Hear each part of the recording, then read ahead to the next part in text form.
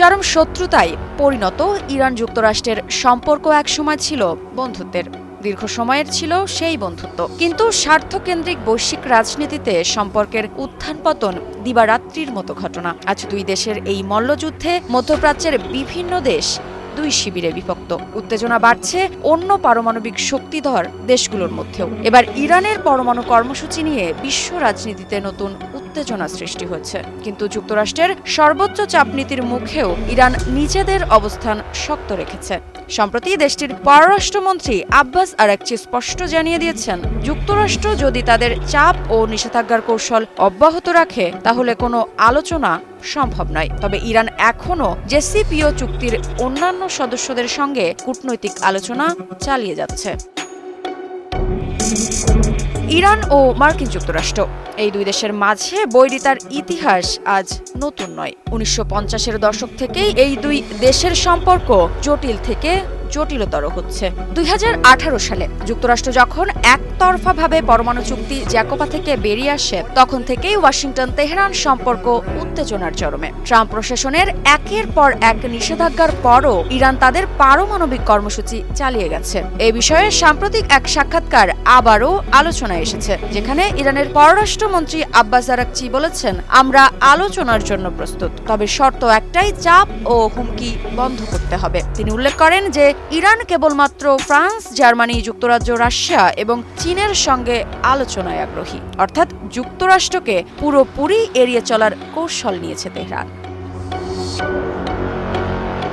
এদিকে ইরানকে অন্যায় আধিপত্য দেখিয়ে সমঝোতার টেবিলে বসানো যাবে না বলে দাবি করেছেন দেশটির সর্বোচ্চ নেতা আয়াতুল্লাহ আলী খামেনি। ইরানের পারমাণবিক কর্মসূচি নিয়ে চুক্তির জন্য যুক্তরাষ্ট্রের চিঠি পাঠানোর ঘোষণার পর 8 মার্চ কথা বলেন তিনি। এর একদিন আগে মার্কিন প্রেসিডেন্ট ডোনাল্ড ট্রাম্প দাবি করেছিলেন তিনি ইরানের শীর্ষ নেতৃত্বের কাছে একটি চিঠি পাঠিয়েছেন পরমাণু চুক্তি নিয়ে আলোচনা করার জন্য। খামেনি বলেন, কিছু শক্তিধর দেশ আলোচনা নিয়ে যেভাবে জোর দিচ্ছে তা আসলে কোনো সমস্যার সমাধান নয়। তাদের কাছে আলোচনা মানে নতুন নতুন দাবি তুলে ধরা। এটি শুধু ইরানের পরমাণু ইস্যু নিয়ে নয়, বরং ইরান অবশ্যই তাদের শর্ত মেনে নেবে না। ট্রাম্প তার প্রথম দফা প্রেসিডেন্ট থাকার সময় ইরানের ওপর সর্বোচ্চ চাপ প্রয়োগের নীতি গ্রহণ করেছিলেন, যা তেহরানকে বৈশ্বিক অর্থনীতি থেকে বিচ্ছিন্ন করার পাশাপাশি দেশটির তেল রপ্তানি শূন্যে নামিয়ে আনতে চেয়েছিল।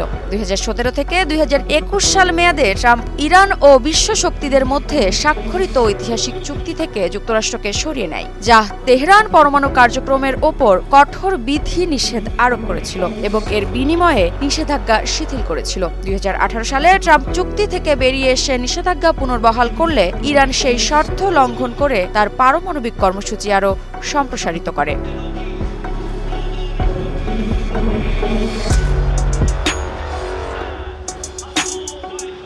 ইরানের পরমাণু কর্মসূচি নিয়ে সবচেয়ে বড় উদ্বেগ প্রকাশ করেছে ইসরায়েল। দেশটির প্রধানমন্ত্রী স্পষ্ট জানিয়ে দিয়েছেন, ইরান যদি পরমাণু অস্ত্র তৈরির পথে এগিয়ে যায় তাহলে আমরা প্রয়োজনে সামরিক হামলা চালাবো। তবে ইরানও এই হুমকির কড়া জবাব দিয়েছে। আরাকচি বলেন, আমাদের পারমাণবিক প্রযুক্তি কোনো স্থাপনায় সীমাবদ্ধ নয়, এটি আমাদের বিজ্ঞানীদের মস্তিষ্কে রয়েছে। সামরিক হামলা করেও এই প্রযুক্তি ধ্বংস করা যাবে না। এছাড়া তিনি ইসরায়েলকে সতর্ক করে দিয়ে বলেন, যদি আমাদের স্থাপনাগুলোতে হামলা চালানো হয় তবে তার জবাব হবে ভয়াবহ।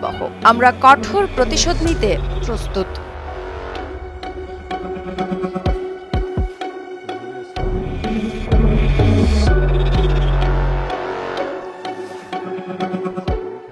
এদিকে ইরান ও তুরস্কের সম্পর্কেও নতুন উত্তেজনা তৈরি হয়েছে।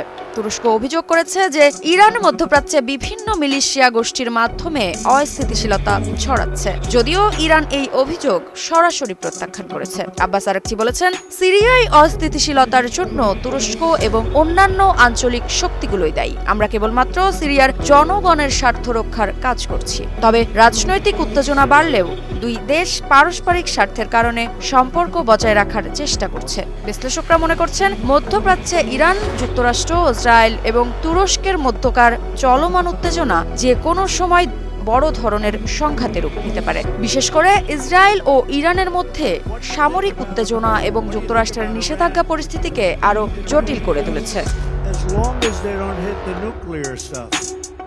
That's the thing you want to hit, right? তবে ইরান এখনও কৌশলগতভাবে শক্ত অবস্থান ধরে রেখেছে। একদিকে তারা যুক্তরাষ্ট্রকে চাপে ফেলতে চায়, অন্যদিকে কূটনৈতিক সমর্থন আদায়ের জন্য চীন ও রাশিয়ার মতো শক্তিধর দেশগুলোর সঙ্গে ঘনিষ্ঠ হচ্ছে।